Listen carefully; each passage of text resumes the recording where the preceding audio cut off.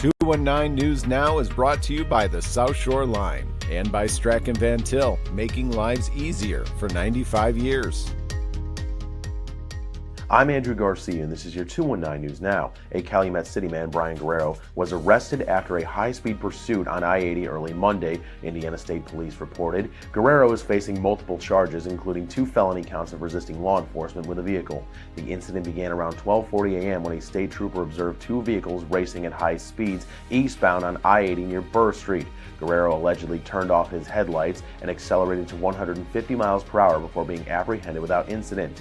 Further investigation revealed that Guerrero was wearing a GoPro camera that recorded the chase, according to ISP. The Duneland School Board has approved a $95 million budget for 2026, with allocations including $44.8 million for education, $23.5 million for operations, $15.2 million for debt service, and $11.75 million for the operating referendum fund. The budget covers teacher salaries, instructional expenses, transportation, building maintenance, non-teaching staff salaries, administrators' pay, and long-term debt obligations. The decision was made during a brief special meeting on Monday night. Books A Million is planning a grand opening at its new location across US 30 from the South Lake Mall, which it's moving out of after 14 years. The Alabama-based bookseller is relocating across the street to the crossings at Hobart Outdoor Mall on the north side of US 30. Books A Million is planning a ribbon-cutting ceremony with Hobart Mayor Josh Huddleston for 11:30 a.m. on October 31st at its new location. The grand opening celebration will include a storytime meet and greet with Princess Belle, face painting, a balloon artist, and local author signings from 11 a.m. to 3 p.m. Gift cards will be drawn for $100 and $500 prizes. And in sports, IU is 7-0 in back-to-back seasons for the first time ever. The Hoosiers welcome in UCLA, who is playing much more inspired football since Deshaun Foster was fired earlier this year.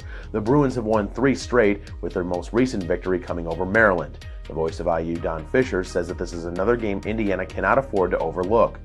I can't tell you what the scenario is at UCLA in the sense of how things have turned out, except that they always have had talent at UCLA.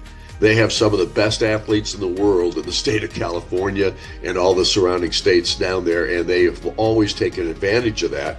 And they had a good football team last year when Indiana played them out there in the first time that we saw UCLA against IU in football. They had a good team from a talent perspective. They just didn't have the right coach and the right understanding of the concepts of what they were doing.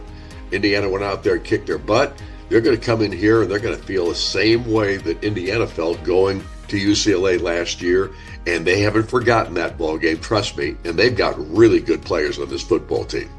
To read up on more local news and headlines, visit JEDtv.com and NWI.com. I'm Andrew Garcia, and this has been your 219 News Now.